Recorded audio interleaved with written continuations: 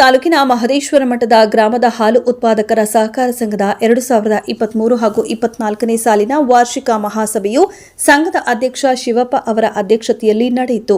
ಇನ್ನು ಸಮಾರಂಭದಲ್ಲಿ ಮೈಮೂಲ್ ವಿಸ್ತರಣಾಧಿಕಾರಿ ನಿಶ್ಚಿತ್ ಮಾತನಾಡಿ, ರೈತರು ಕೃಷಿಯ ಜೊತೆಗೆ ಹೈನುಗಾರಿಕೆಗೂ ಹೆಚ್ಚು ಒತ್ತು ನೀಡಬೇಕು. ಉತ್ಪಾದಕರು ಸಂಘಕ್ಕೆ ಗುಣಮಟ್ಟದ ಹಾಲನ್ನು ಸರಬರಾಜು ಮಾಡಿದಾಗ ಸಂಘಕ್ಕೆ ಹೆಚ್ಚು ಲಾಭ ಬರುತ್ತೆ. ದೇಶದಲ್ಲಿ ಹೈನುಗಾರಿಕೆಯು ದೊಡ್ಡ ಉದ್ದಿಮೆಯಾಗಿ ಬೆಳೆಯುತ್ತಿದೆ ಎಂದರು.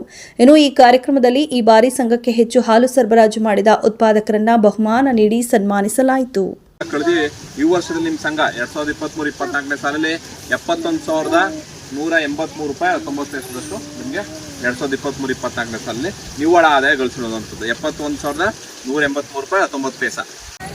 ಏನು ಹೋದ ವರ್ಷ ಹಾಲು ಖರೀದಿ ನೀವು ಜನಗಳ ಹತ್ರದಿಂದ ಹಾಲು ಖರೀದಿ ಮಾಡಿರುವಂಥದ್ದು 27,87,115 ರೂಪಾಯಿ 15 ಪೈಸದಷ್ಟು ಹಾಲು ಖರೀದಿ ಮಾಡವ್ರೆ.